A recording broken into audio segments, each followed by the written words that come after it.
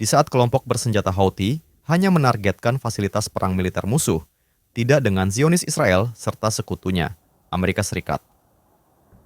Kelompok pemantau serangan udara, Air Wars, yang berbasis di Inggris, menyatakan bahwa kampanye udara Apoleos kini tampaknya tidak hanya menyasar infrastruktur, tetapi juga mulai menargetkan tokoh-tokoh penting dalam gerakan Houthi. Pergeseran strategi ini terjadi di tengah meningkatnya korban dari kalangan warga sipil. Air Wars memperkirakan bahwa antara 27 hingga 55 warga sipil tewas akibat serangan Al-Yasas selama bulan Maret saja. Untuk bulan April, angka korban diduga jauh lebih tinggi, meskipun belum ada data resmi yang lengkap. Salah satu serangan paling mematikan terjadi di awal April ketika AUS meluncurkan serangan udara ke pelabuhan Ras Isa di wilayah Hodeidah yang dikuasai Houthi.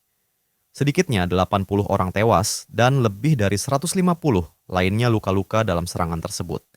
Kemudian pada hari Senin, 21 April 2025, serangan udara lain menghantam ibu kota Yaman, Sanaa, menewaskan 12 orang dan melukai lebih dari 30 lainnya.